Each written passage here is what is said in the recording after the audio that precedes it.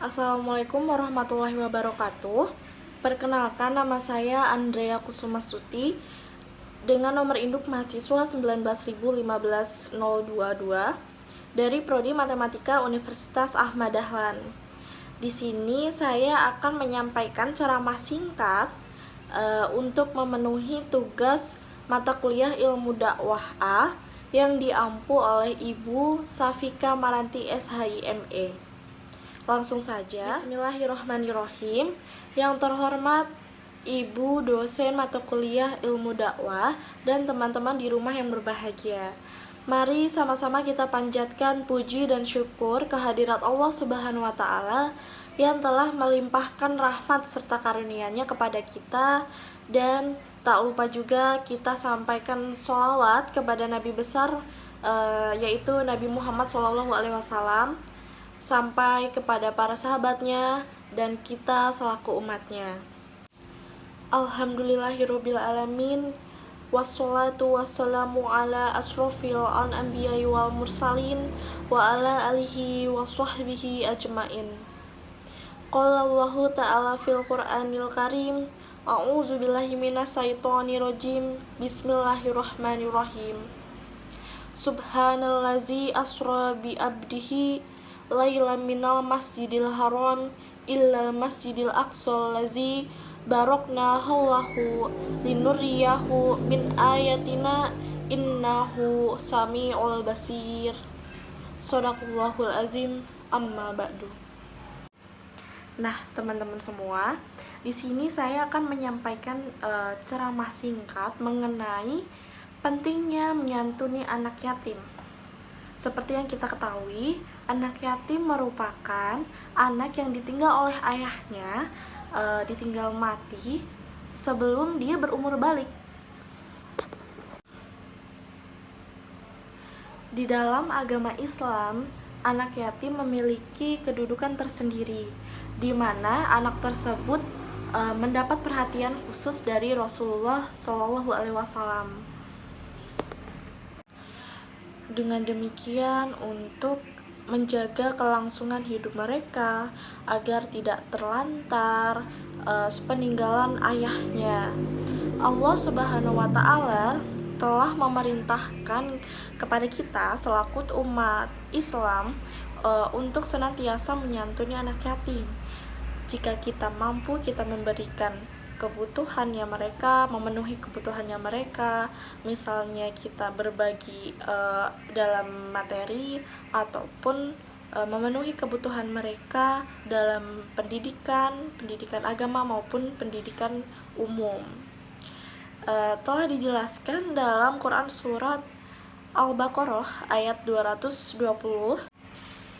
A'udzu billahi minasy syaithanir rajim.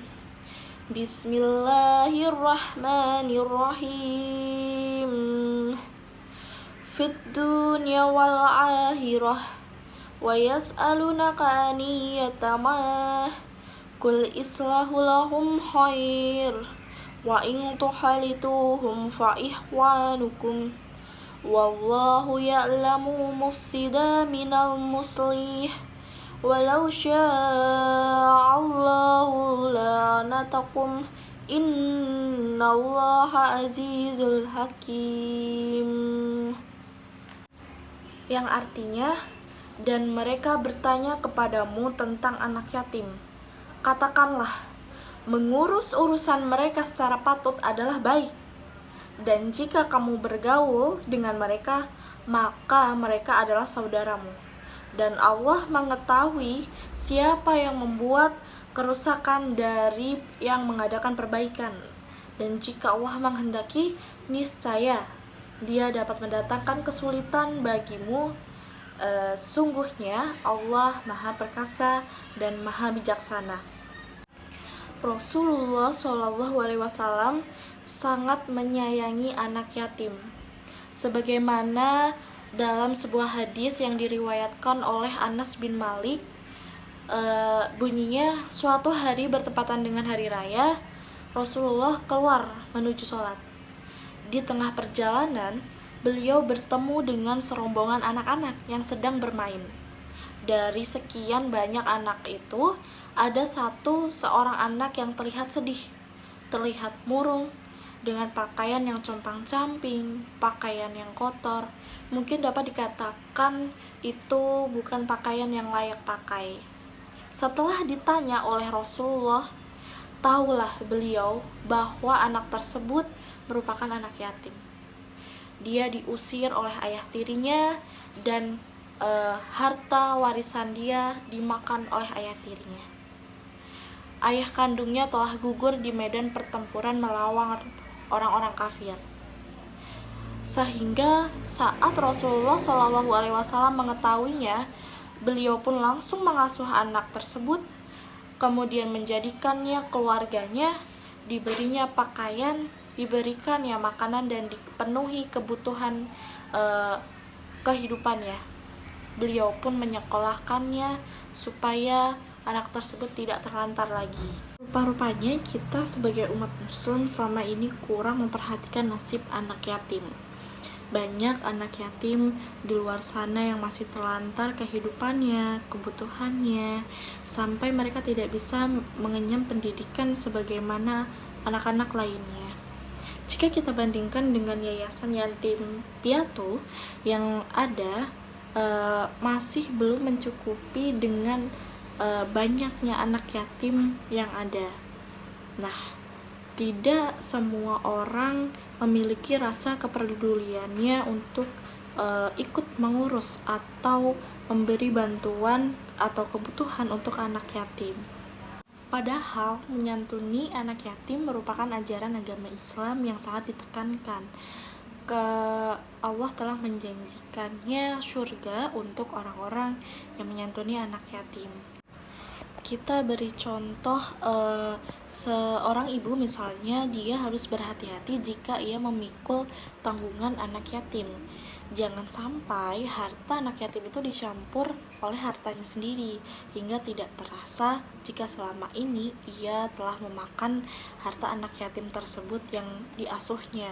Banyak ayat Al-Quran yang mengancam orang-orang yang memakan harta anak yatim, sebagaimana disebutkan dalam surat An-Nisa ayat 2 yang artinya, dan berikanlah anak-anak yatim harta mereka, jangan kamu menukar hal yang baik dengan hal yang buruk, dan janganlah kamu memakan harta mereka bersama hartamu, sesungguhnya tindakan-tindakan tersebut merupakan dosa yang besar.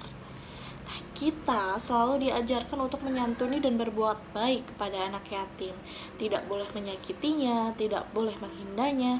Misalnya seperti kita berucap kasar terhadap anak yatim, mencaci maki, kemudian menghina, itu merupakan hal yang dilarang oleh Allah Subhanahu wa Ta'ala. Kemudian terdapat larangan tentang menyakiti anak yatim. Sudah jelas diterangkan dalam Ad-Duha ayat 9, yaitu a'udzubillahi minasyaitonirrajim, bismillahirrahmanirrahim, fa'ammal yatima fala taqhar, yang artinya dikatakan sebab itu terhadap anak yatim janganlah kamu berlaku sewenang-wenang. Nah, untuk umat muslim dilarang menyakiti anak yatim berupa fisik maupun non-fisik. Maka jangan harap mendapatkan surga dari Allah Subhanahu wa Ta'ala. Kemudian mengutip dari sosok pendiri Muhammadiyah, yaitu Kiai Haji Ahmad Dahlan, yang menyatakan percuma saja sholat tetapi tidak dapat memuliakan anak yatim. Begitu juga dengan menelantarkan anak yatim, sama saja dengan mendustakan agama. Sebagaimana yang dikatakan dalam firman Allah Subhanahu wa Ta'ala dalam Quran surat Al-Maun ayat 1-2, tahukah kamu orang yang mendustakan agama? Itulah orang-orang yang menghardik anak yatim. Karena dengan melindungi kemudian merawat anak yatim, kesolehan seseorang muslim yang peduli terhadap anak yatim dan lingkungan sosialnya, tuh surga Allah lah yang akan dijanjikan untuk orang-orang yang memiliki ketakwaan dan kesadaran untuk memuliakan anak yatim. Kita bisa melakukannya baik secara perorangan atau organisasi, seperti yang sudah saya katakan tadi melalui yayasan yatim piatu atau perorangan juga bisa. Dari situ kita menjadi orang yang benar-benar mempelajari agama dan mengamalkannya sebagian kecil untuk anak-anak yatim. Nah, begitu saja ceramah singkat yang saya sampaikan. Semoga bermanfaat dan mendorong kita sebagai umat muslim yang saling menolong terhadap orang-orang yang kesusahan, khususnya anak yatim. Kita dapat memberikan sebagian kecil harta dari kita, atau kita memberi sikap yang baik untuk anak yatim. Nah, jika ada salah itu mungkin dari saya sendiri, dan jika ada kelebihan itu datangnya hanya dari Allah Subhanahu wa taala. Cukup sekian, kurang lebihnya mohon maaf. Akhirul kalam, subhanakallahumma wa bihamdika asyhadu an la ilaha anta astaghfiruka wa atubu ilaih. Wallahu muwafiq illa aqwamit thariq. Wallahu alam bissawab. Wassalamualaikum warahmatullahi wabarakatuh.